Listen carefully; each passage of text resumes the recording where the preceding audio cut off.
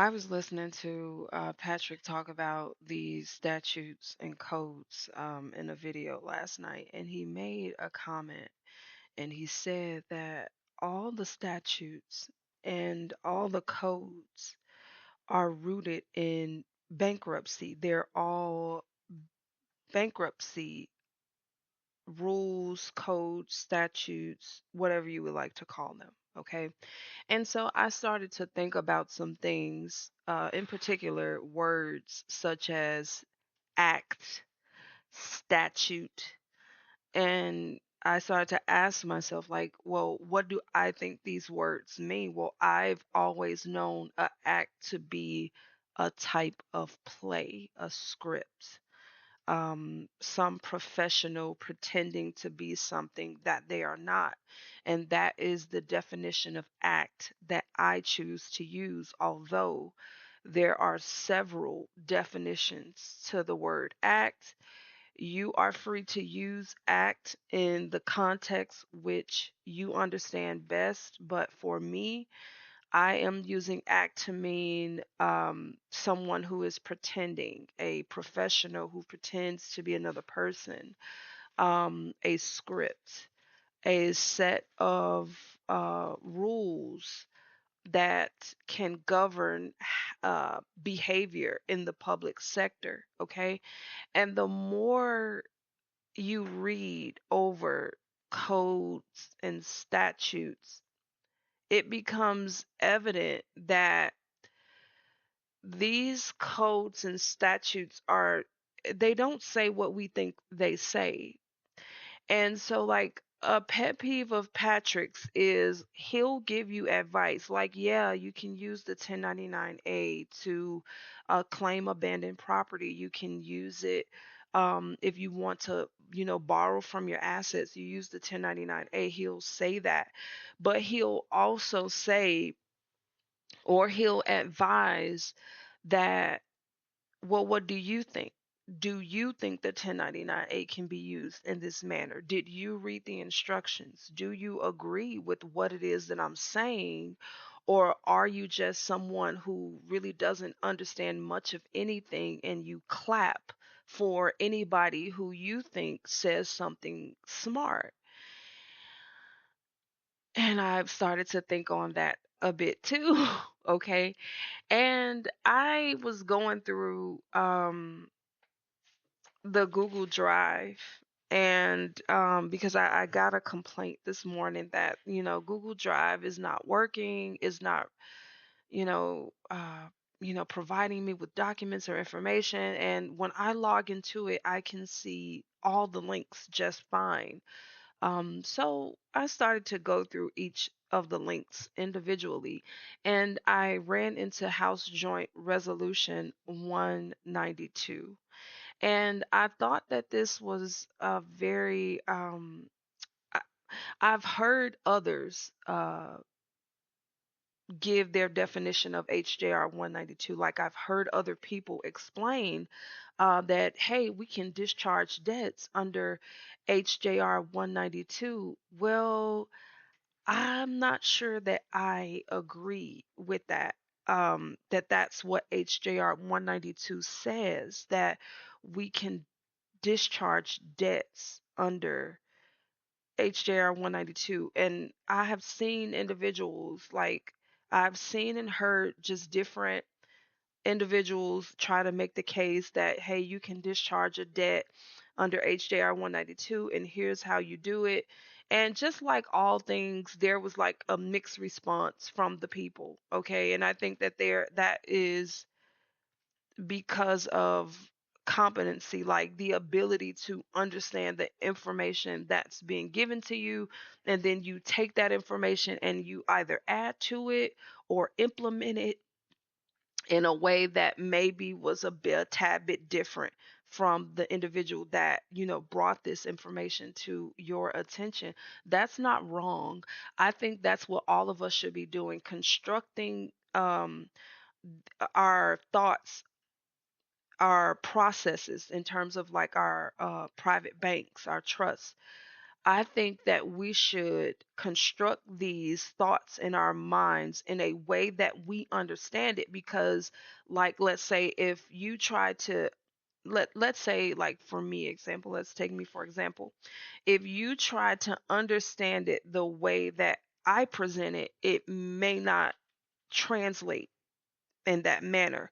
So what happens is, hey, listen, there are multiple ways, and I'm homeschooling my kids. Like, as I'm talking to you guys, I'm looking at my kids in my homeschool classroom, and what I tell them, like when they are trapped or stuck on a particular problem, that you do understand that there is more than one way to come to a correct answer. And so what we'll start to do is that we'll go through multiple ways. Like if it's a math problem, we'll go through multiple ways that you can approach this math problem.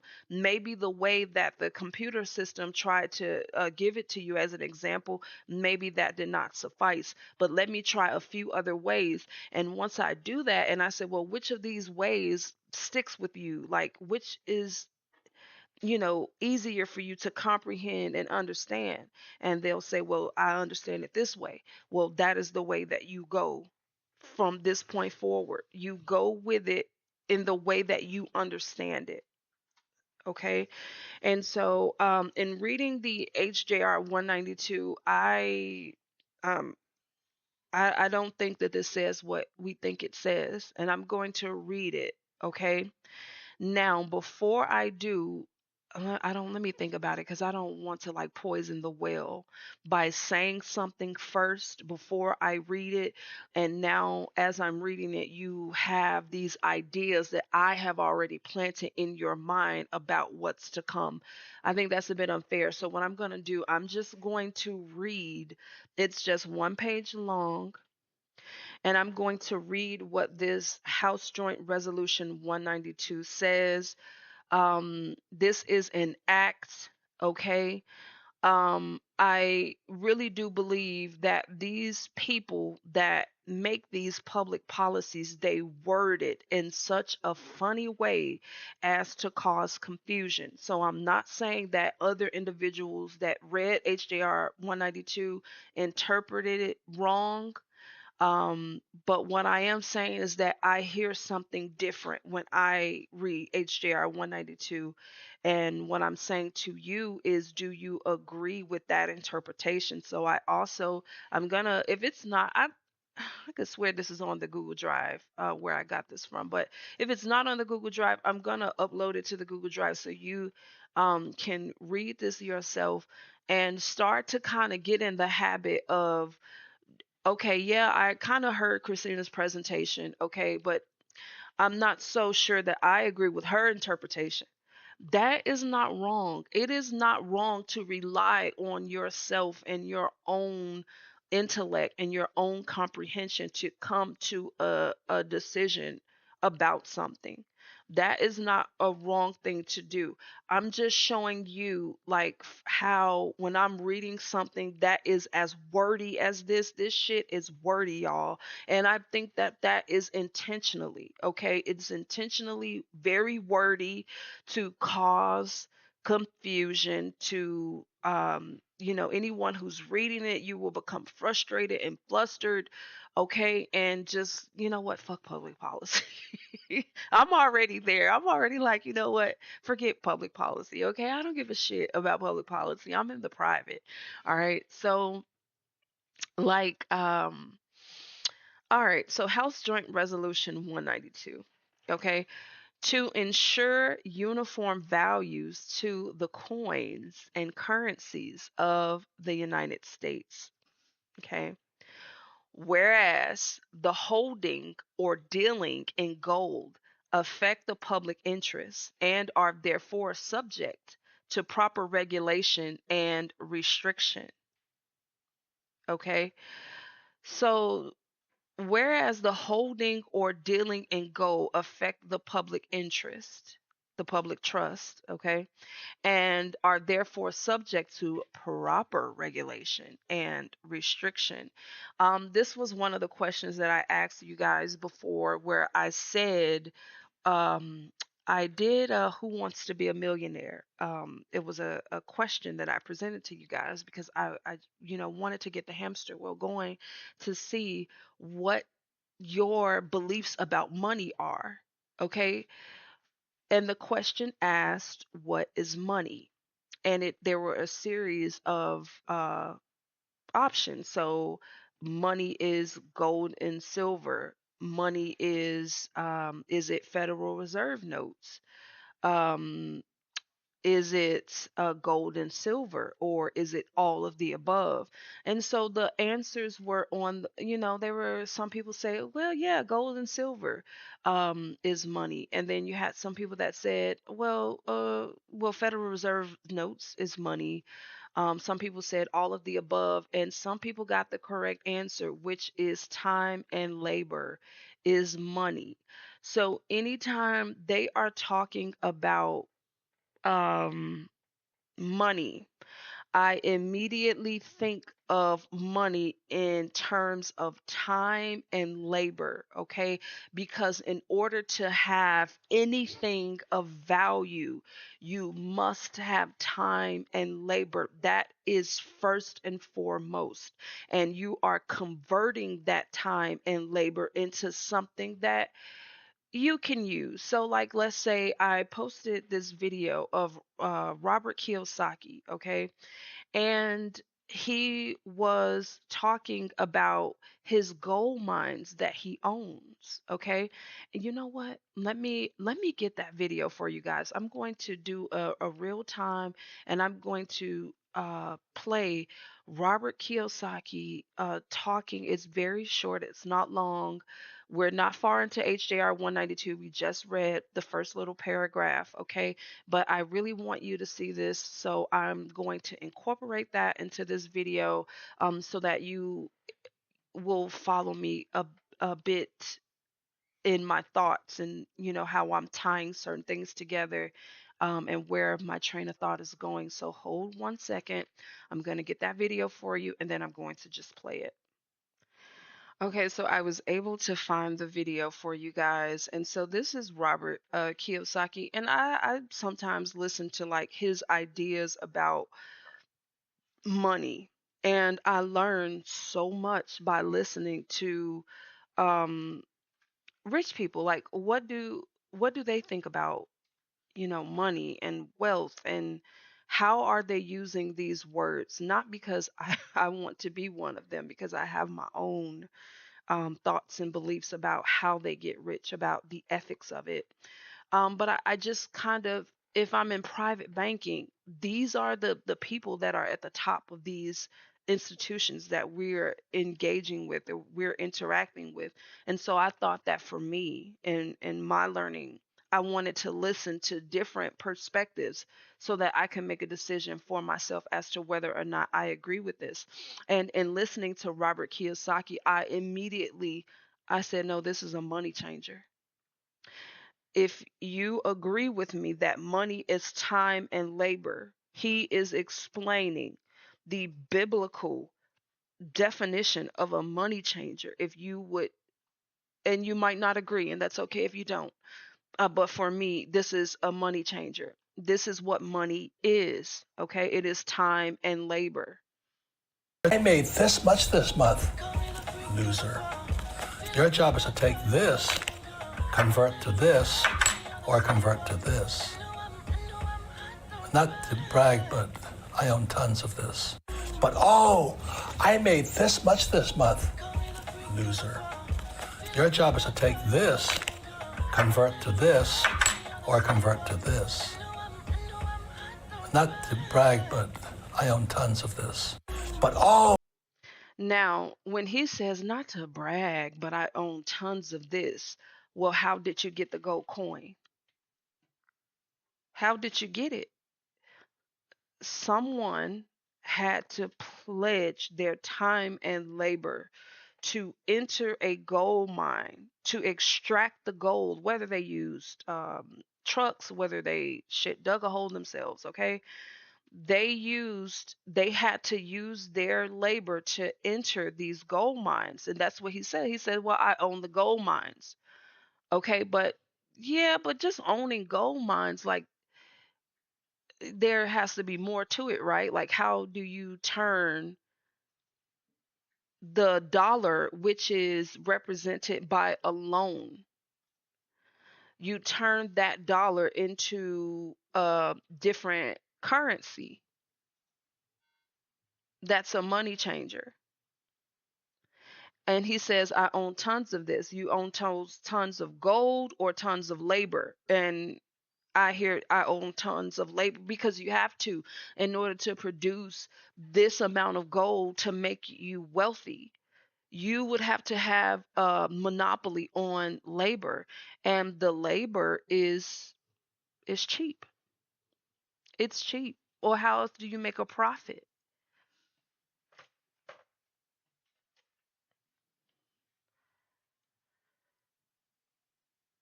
All right, so whereas the holding of or dealing in gold affects the public interest and therefore subject to proper regulation and restriction. So what was happening in my belief is that the Robert Kiyosaki's that had this monopoly on these gold reserves were making it difficult for other corporations to acquire labor, because how do you get people, what do you have, how do you convince them to sell them your time and labor? Time and labor is not a renewable resource. I can't get it back once I lose it, okay? And we're all dying. So time and labor is the absolute most valuable resource you have, and the ability to control time and labor, it can make you rich depending on how you look at it. It can make you wealthy, meaning I feel wealth like when I have control over where I dedicate my time. So if I can dedicate my time to my kids or my husband, okay, I feel wealthy because I have control over time. But when I don't have control over it, I feel depressed. I feel sad. I feel like I'm weak. I feel like a wimp. I don't feel strong, if that makes sense, when I cannot wield time, when I can't control it. And that is money. You've heard that before. Time is money. Whereas the existing emergency has disclosed that provisions of obligations which purport to give the obligee a right to require. Okay, so I just said a word, obligee, and this is what I want you guys to start doing. While you're reading, okay, if you come upon a word that does not translate in your mind, you must stop instantly, immediately, right now. Okay, you must stop. And the reason for this is because if you assume that you know what that word means and you come to the wrong assumption, that will affect translation in your mind as to what does any of this mean.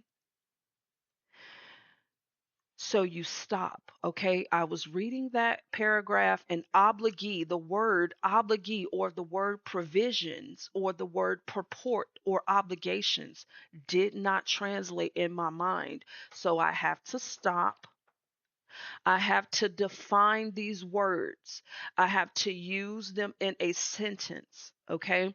And once I have a definition to the word obligee that I am comfortable with, not a definition Christina said to use, because there are several, but you come to a conclusion about the definition of obligee. I think obligee is really like a straightforward word.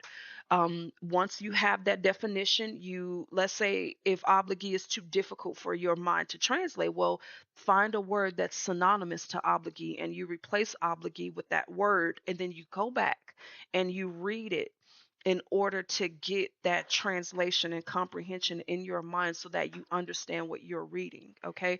I am not going to do that for you. It is upon you to do that yourself. Okay, you can go back over this video, and when I begin to say words that does not translate in your mind, you have an obligation to stop, get a dictionary, a Oxford dictionary. You can go online and use a dictionary. What matters is how you use the word, and every word that you use, you want it to be to your benefit. If it does not ben I think this is just a suggestion, but you don't have to accept it.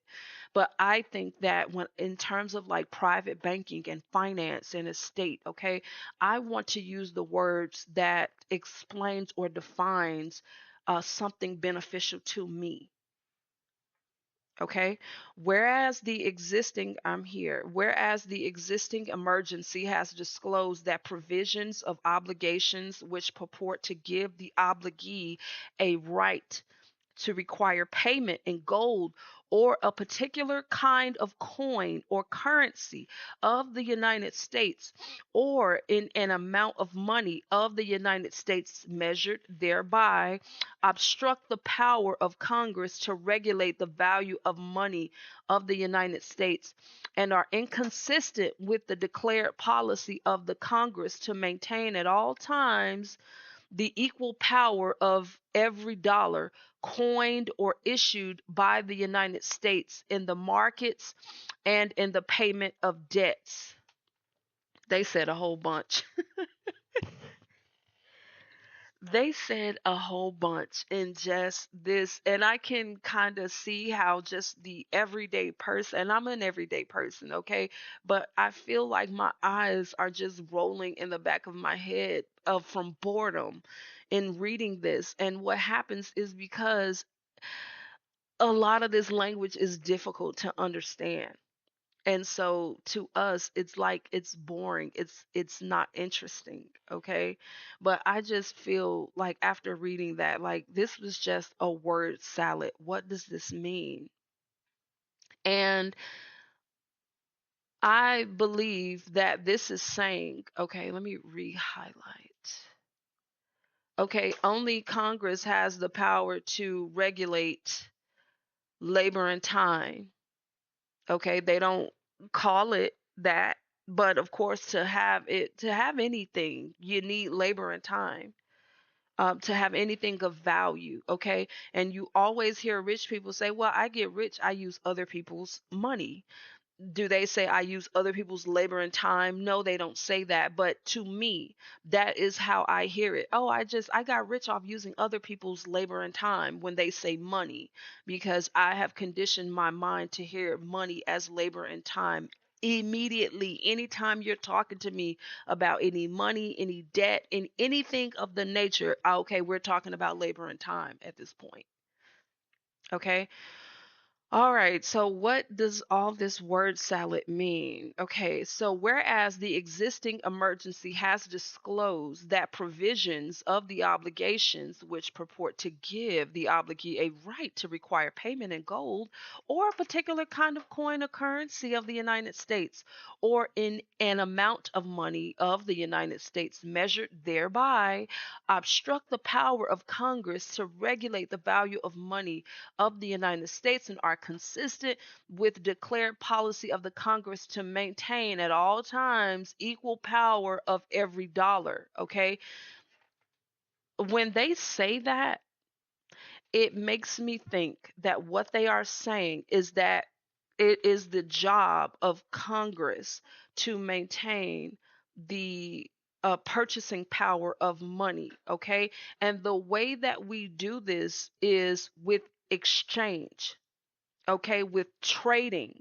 So if let's say I have a TV that I'm selling you for $100, and you have $100 in, it could be uh, whatever I we agree upon, okay? But for this example, let's say it's Federal Reserve notes, because that's what just about all of us are transacting in. So I have a TV valued at $100, and you have $100 in cash, okay?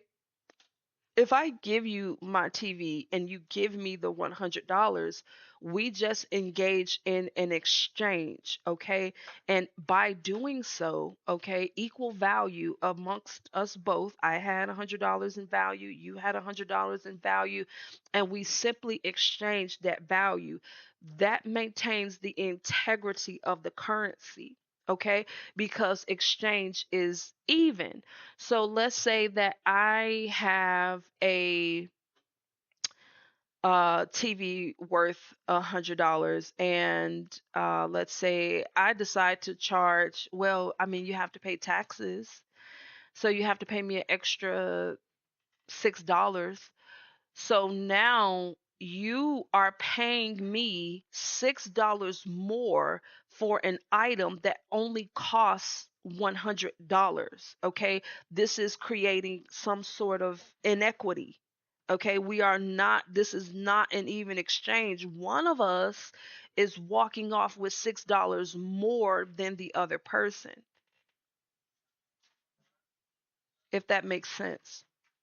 One person is walking off with $6 more than the other person, and it is the job of Congress that uh to at all times, let's see, and are inconsistent with the declared policy that Congress to maintain at all times the equal power of every dollar. How can the dollar be equal if there is interest attached? If I can attach interest to every transaction. So now, I mean, it's inequity everywhere. Like when you go to buy a car and they say, yeah, this car is $20,000. And by the time they're done adding all their fees, the car is now $35,000. So the dealership has gotten us to pay $15,000 more than what the item costs. Okay. And it was voluntary.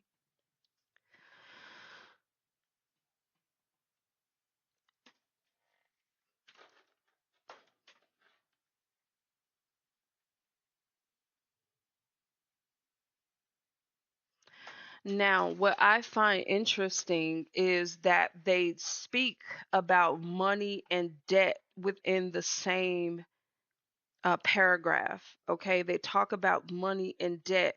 Debt is created when one person lends money to another person. Okay, the person that lends the money is obviously the lender, and the person that receives the money is the debtor. Okay, and so they use money and payment of debts in the same context.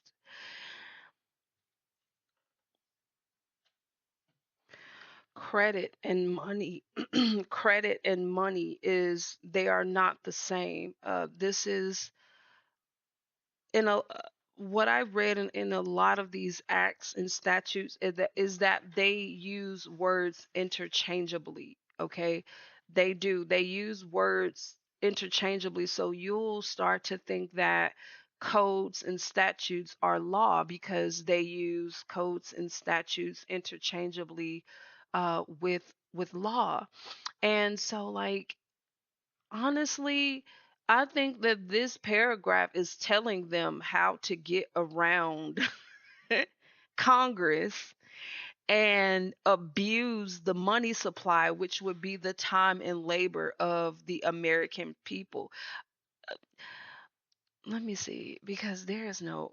Whereas the existing emergency has disclosed that provisions of obligations which purport to give the obligee a right to require payment in gold or a particular kind of coin or currency of the United States or in an amount of money of the United States measured thereby obstruct the power of Congress to regulate the value of money in the United States. So it's telling a per like, if you're reading this and let's say you're a crony capitalist and that's what you're trying to figure out, you want to figure out how to make as much money as possible without having to worry about Congress. Well, they just told you. If you do it this way, you would have effectively obstructed the power of Congress to regulate money, and then you'll have runaway inflation, high prices, okay? You'll have all these economic crises. And, it's not Congress's fault that this has happened because we put that this was prohibited, but we just gave them a hint to tell them that if you do this, I mean, our hands are tied because you would have obstructed us and you would have found a roundabout way to counterfeit money, which is what they're doing. They're counterfeiting. This is a counterfeiting of money. If HJR 192 is a bankrupt policy, meaning that everything that we do in the public, it should be on an exchange type of basis. Okay, we should just be exchanging in the public because of bankruptcy. But if you have these companies like the mortgage company or the auto company that's saying, hey, we got this debt, Christina, you owe us, girl. We got this debt, and you have to pay this debt. So the mortgage company and the auto loan company has found a unique way to get around Congress to get to me so that they can counterfeit money by using these instruments, okay? These bankrupt promissory notes that, you know what I mean? They have value because we give them value, but in the grand scheme, like if I came to you and say, "Hey girl, that's a nice car you got. I got a promissory note here for $5,000." And you know that if you take that promissory note and go to the Federal Reserve, they're going to give you all types of trouble. They're going to attach interest onto the $5,000. So while I got the car for $5,000 and you got a $5,000 promissory note, but you kind of get the shady end of the stick because now you have to pay interest. So that lowers not only the value of your money but the purchasing power of it. Okay, and so these counterfeit instruments are utilized to siphon off valuable resources, which is labor and time. Okay, because like if you think about it, and I don't want to sound mean or insensitive, but I think that a lot of people today are not doing or working jobs that they love. Like, you know what? Oh my God, I'm a veterinarian because I grew up, with animals and I love animals. Okay, I don't think that's the case. I think I'm an Amazon worker because these companies are telling me that I have debt. And so now I am forced to go out and slave away for, the corporations in my time and in my labor in order to pay back these debts that were created with counterfeit instruments. And I thought that only Congress could. I mean, Congress, you were supposed to maintain the value of my money, the power of it, and you did not do that. Okay. Now, therefore, be it resolved by the Senate and House of Representatives of the United States of America and Congress assembled that A, every provision contained or made with respects to any obligation which purports to give the obligee a right to require repayment in gold or a particular type of coin or currency or in an amount of money of the United States measured thereby is declared to be against public policy, and no such provision shall be contained in or made with respects to any obligation hereafter incurred. Every obligation uh, heretofore. I hate this language so much. It sounds like a Shakespeare or hereafter incurred, whether or not any such provision is contained therein or made with respects of payment, is legal tender for public and private debts. I want to read that again. All right, so listen to me closely.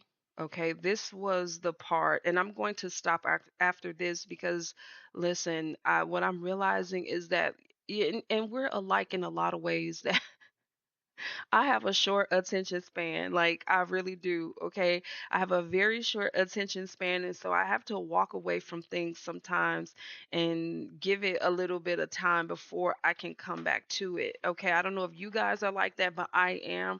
And so this is only a page long, but I'm going to stop after this because this said everything I needed to know, okay, in terms of me handling my affairs as a private individual, that I do not have any debts, okay? In the public, this is a lie, it is fictitious, and I'm going to explain this to you in the layman's, not lamest, in layman's, so that you can understand like how I'm thinking of this, okay? Listen closely. Every obligation heretofore or hereafter incurred, okay? Every obligation or debt. They use obligation and debt interchangeably.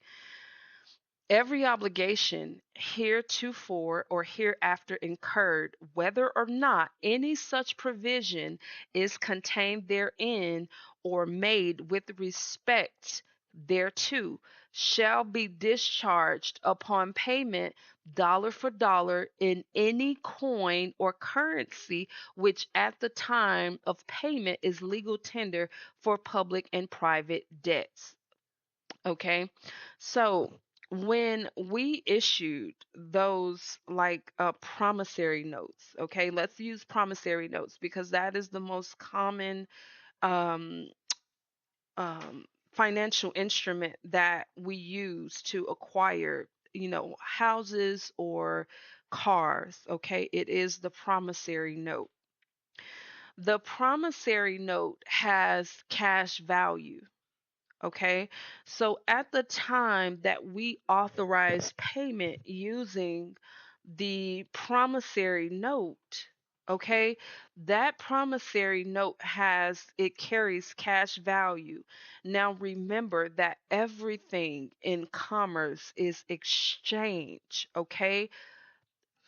It is exchange. You are trading one thing for another of equal value. Okay. Everything is about barter and exchange. Okay.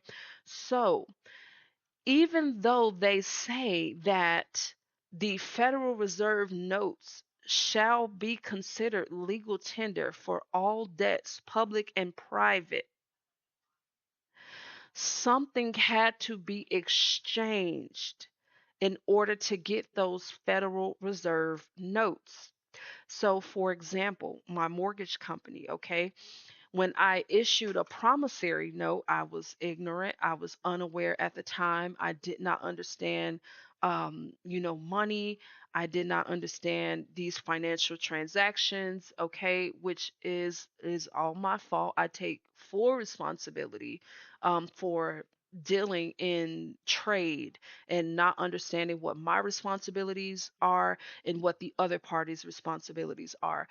I take full responsibility for that. However, now that I know better, okay, I am aware that I issued a financial instrument to the mortgage company. They are a middleman, okay? So, how does the middleman become the owner? Okay, with a quick sliding of the hand. Okay, and so I issued what I did not know at the time, which is a promissory note. And I want you to sit down and I want you to look up what is a promissory note. It is a type of financial instrument, okay, used, and you can use it in real estate. You can use a promissory note just to acquire whatever you want in the public, okay? And the moment you issue that promissory note or that bill of exchange, discharge occurs, because if I can take this promissory note to the Federal Reserve and trade it or exchange it for Federal Reserve notes, is my promissory note not an equivalent to the Federal Reserve notes?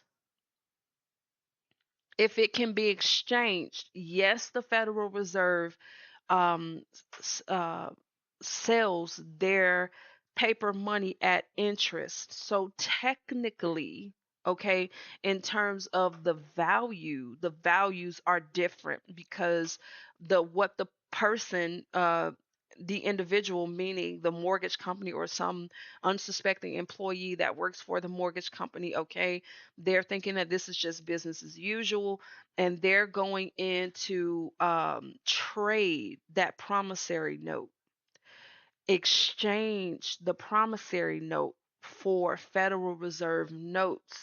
So, is that promissory note the same as the Federal Reserve notes? Would your promissory note be considered legal tender, the same as the Federal Reserve notes?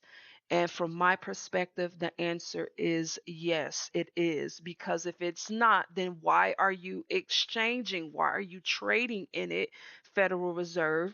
So the moment that you issued a promissory note in the public, because only in the public can trading and bartering happen, there was discharge. Okay, meaning you no longer had any obligations. Okay, there was discharge under bankruptcy. That is why I created the if you guys haven't, over on the Google Drive, I made my own discharge under bankruptcy document. I made my own.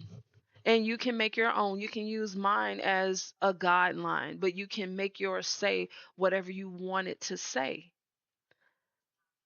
Know that you put something, pledge something of equal value, and therefore, under House Joint Resolution, if you want to take their own confusing words and put that into your instrument, okay, you can do that, and you use that document to dispute anyone who is claiming you have a debt. Well, you're in violation of public policy because I issued a financial instrument that is equivalent to Federal Reserve notes.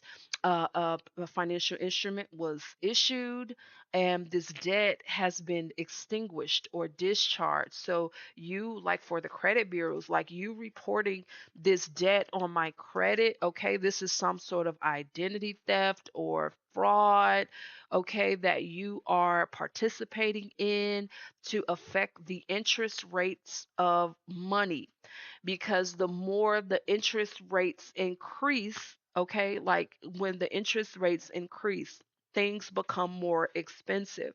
And so once it becomes more expensive, remember, you always wanted to be that veterinarian, and you have to give up your dreams to go work for Amazon because you have to make ends meet. And now it costs more to live. Nothing about your life changed. It's just that the manipulation of money is occurring amongst these different corporations. And as a result, now you got to sell more of your labor, your time and labor. You have to sell more of it for less money, because the money itself is losing. It is already, if you ask me, like I sat down and I did a calculation because I wanted to know and understand, like, as a private bank, can are we currency exchanges? And I'm not going to say a bunch about that because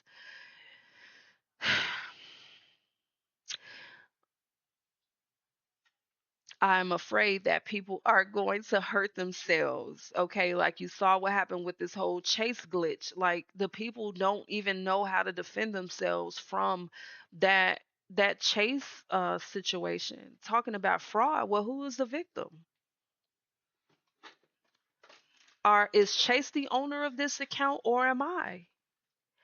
If Chase is the owner of this account, then they are liable for the debt. But if I'm the owner of this account, I am simply making credits. I am transferring, or I am exchanging credits from one form to another. I did not know that there was a crime. The only crime is being committed against me. And I would continue to say that until they go away. Oh, oh, you're a fiduciary. I see. Because if you're able to talk to me regarding my internal revenue and my finances, then you obviously you are someone that is a part of my organization, and I would never want any of my employees to be without all the tools necessary to carry out their duties. Okay, and here is a Form 56. You are the fiduciary since you have come to me and said that you know about my financial. Health, about the status of my accounts. Okay, and you sound like a fiduciary to me. Oh, okay, this is private. Okay, well, thank you very much for your time. I'll talk to you later. Okay. And so this was just it's getting up to 44 minutes. Okay. I hope this was helpful. The HJR 192. I'm gonna upload it to the Google Drive. I am working on the Google Drive. I have heard that my Google Drive link got leaked, y'all. I got leaks all over the place. I have some of the craziest experiences where people feel that my why do you want to sell me for free? Because this is my time and labor. What is it to where I have all these people, okay, that are leaking my content, okay, that leak or they try to give away my time and labor? Why are you invested? Like, why are you doing that? What is in it for you to be able to give away my time and labor? Like, why would you engage in that behavior? Because you don't feel like I should barter and exchange? I can't sell my own labor. I was thinking to myself the other day that America is a slave loving country. It really is. No matter how much they yell in the classrooms about slavery, and I'm not speaking about slavery in terms of white or black. Okay, I'm speaking in slavery in terms of exploitation. It does not matter what you look like. If you have not taken a look around and have come to the conclusion that anyone can be taken advantage of and exploited, I cannot help you. Okay. You are free to think what you want to think. Okay. I don't want to fight with you about it. You're right. And that's the end of the discussion. But like, I am dealing with people that are like, oh, this is the funniest one before I let you guys go. So someone said that my husband, this was sent to my husband, okay, because my husband kind of, we have very small circles that we talk to about, like, private banking and things like that. And so, my name came up in a conversation with my husband. And so my husband finds out that this guy is telling people that, oh, he got rich off of um using the IRS forms, right? Like, oh, I know how to get rich and make my own instruments, okay? And then he proceeds to give away the Borrow from Yourself ebook for free. He proceeds to do this after he made the statement that he got rich on his own, and that, he just didn't think that my ebook should be sold. Like, I cannot sell my own time and labor, okay? He was giving my Borrow from Yourself ebook away and saying that, oh, I'm already rich. Like, I already got all this money and I know how to already utilize the IRS as a tool. If that is true, why are you giving away my ebook? Why are you not teaching them the way by which you got rich? Wouldn't that make more sense? Like, if you say that, hey, I got rich, I already know how to use the IRS forms, I already know how to make my own financial instruments, and then you turn around and proceed to give my property away for free, and you tell people, hey, here, utilize that. So why would you not tell them what you did? Why are you telling them, why are you giving them for free? Okay, why would you, does that make sense to you guys? Like if I approach you guys and was like, yeah, I got rich here, I'm gonna give all this stuff to you for free from this other person. So did you get rich off that person's information, or did you get it on your own? And if you got it on your own, why would you not tell us those steps that you took in order to make these things happen for yourself? And so I just realized like, I don't want to say the H word, okay? I despise the public. Not all of you guys, but some. It is like this. How low down do you have to be? You know what I mean? Like, you just want to give away my time and labor for free. What is happening in your life to where you want to exploit another person? Like you think that everything should be free except you, because that's why you're here. Are you not here to learn about private banking, to learn how these institutions work so that you can stop being exploited in these financial transactions only for you to turn around and do it to another person, do it to me, and then you feel justified in it, in doing it? Oh, I'm helping the people. Yeah, at my expense. I help the people as well. If they come to me in a private capacity, I do not um I don't broadcast it to the public what I do privately for people, because I don't think, like, if you tell everybody, like, when you see those giveaways like, oh, we're giving away $10 million to charity. And it's kind of like, if I do something for a person, I do not want it to be in front of the eyes of other people, because I feel like if it was just something from the heart, you know what I mean?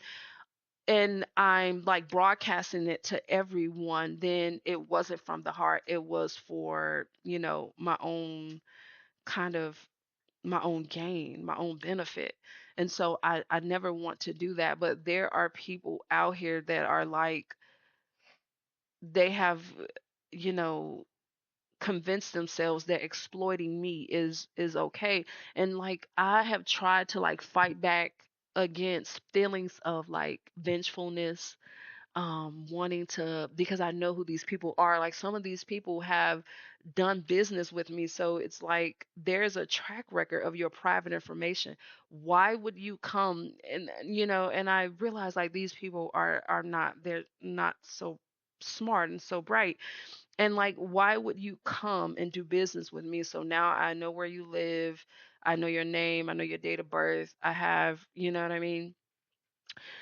I'm not a malicious person, and I would never use anyone's private information, but it's kind of like if I wanted to do those things, I could hurt you back, like you're hurting me. And then I realized that these are not very intelligent people. They're not, to move in this way to where I've done business with this girl and I have, given her my private information.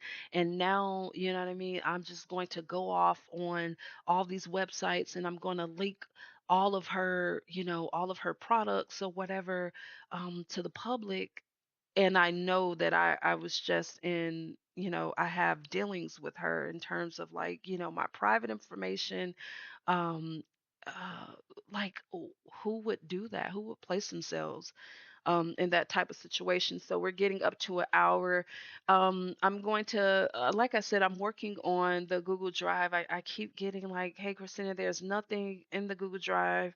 When I log into it, I can see everything. So I don't know exactly what's going on. I'm going to try to log in maybe as a client, like someone who has never done business before. I'm going to try to access the Google Drive as someone other than, myself, because that um, could be what's going on.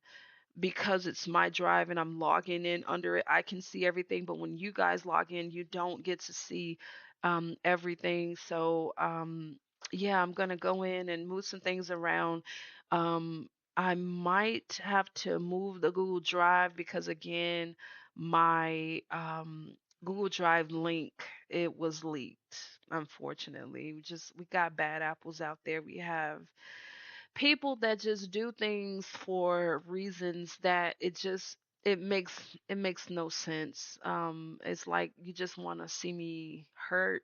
Like I think you're a bad person if you just do that just to be a thorn in the side of another person. So as usual, it's always good talking to you guys. I am sorry I've been away for so long, but it has been just one thing after another. Like I had a smooth system going with the foreign granted trust, and now everything has gone totally freaking haywire. And so now all these clients that I thought I have, completed are not complete because they got the wrong EIN numbers. Okay, so that I have to go back in more of my time to correct these wrongs, um, you know, uh, by the IRS assigning the wrong EIN numbers. But I want to fix it. I want to fix it. I don't want to leave you guys um, hanging and not delivering you what we agreed upon, plain and simple. Okay. So I am behind the scenes. Okay. If you guys email and you don't hear back from me, we're not, scamming you. Okay. We're trying to process quickly so that we can, offer. I want to offer more services, but then I don't because I'm fearful that if I continue to offer more services and sell more of my time and labor, that it will ultimately take me away from my kids. And I'm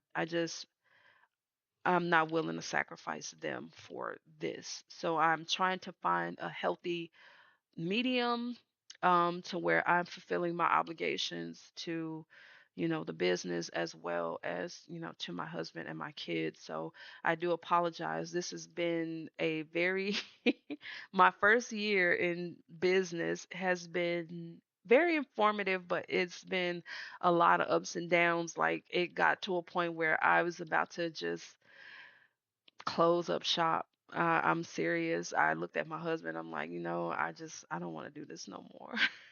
And he supported me in it. And he was like, I mean, if you don't want to, like, don't do anything you don't want to do. But then there was this voice in the back of my head that was like, you're a wimp.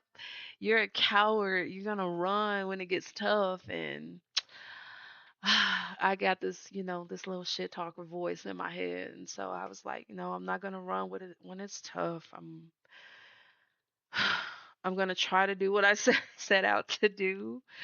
Um, so yeah, I've just been having some, internal battles with like, what really do I want to do? Do I want to keep doing this, or should I just close all this up and just, go back to private and just being happy, stay at home mom and watching crime shows all day and cooking and cleaning and going to the gym when I want and just being free from everybody's else's problems. And everybody wants me, Christina, listen to my problems, my problems, my problems.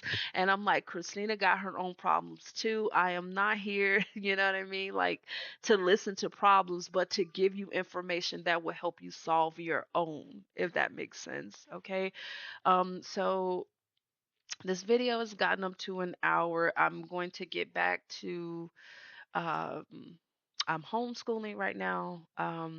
If you guys, with the foreign trust, since that's like the biggest thorn in my side right now, if you have not received a confirmation letter, that's a good thing. That means the EIN was not assigned. I would rather you not receive a confirmation letter than for them to send you, the wrong EIN number. So just give it a little bit more time and And if you don't get anything, then yes, of course, reach out to us, and we'll go ahead and refax SS4. Some people were like, "Well, Christina, you didn't send me a new EIN form so that you can make a new SS4 for me." But my fax machine, okay, I log everyone's name when I fax a document, so I know who was who, and I can just go back into the faxes and type in your name and just get a copy of that SS4, and then I'll fax it over to where it needs to go. Okay, so that the proper um, EIN setup can occur, not a domestic. The thing between a domestic trust and foreign trust is the biggest thing is that no foreign trust can be touched by any court within the United States. And that's what we want. We want if I have a house that is my trust is holding my, you can literally say these things. You don't have to show any living soul a piece of freaking paperwork. You don't have to do that. Okay. But if you say my house is owned by a trust, that is what it is. And who living is going to challenge it otherwise? Okay. This is an international issue because, okay, this trust is foreign. So if you want to talk to me, the only way you can talk to me or file any lawsuits or anything of the sort is that we have to come out of the United States jurisdiction, and none of them are going to do that. And that's perfect for us. So this is one of the biggest differences between having a foreign trust and a domestic trust. A domestic trust, we know this, most of the trusts are domestic. That's how they treat them when we enter court. Okay. And so no, no, no, we don't want domestic, we want foreign because, foreign assets held by a foreign trust cannot be heard in any court in the United States.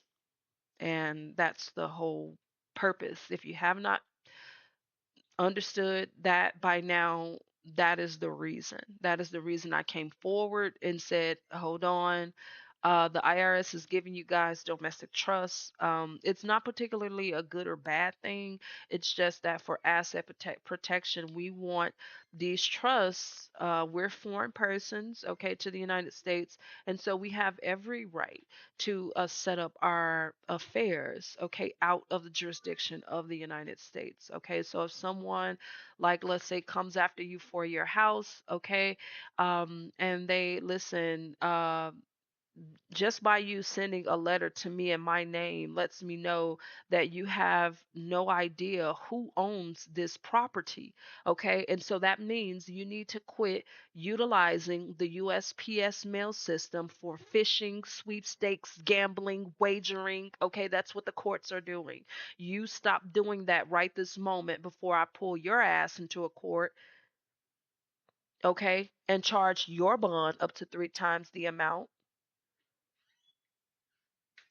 All right. So, um, I'm sorry about the YouTube channel, guys. I am. I'm sorry. Like I said, I've been licking my wounds for some days. Like 30, like what business can withstand, especially a small business like me?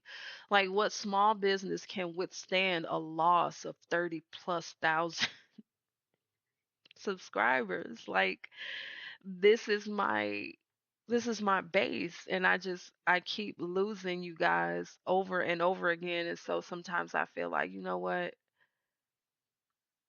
just forget it, just walk away, just let the scammers just because the scammers are not getting their shit knocked off of like YouTube or the scammers are doing well, they're doing better than me. They're doing better than me. So like why are they not getting kicked off these platforms or blocked or why is this not happening to them only to me? So whatever, I guess. So we'll be in touch, guys. Bye.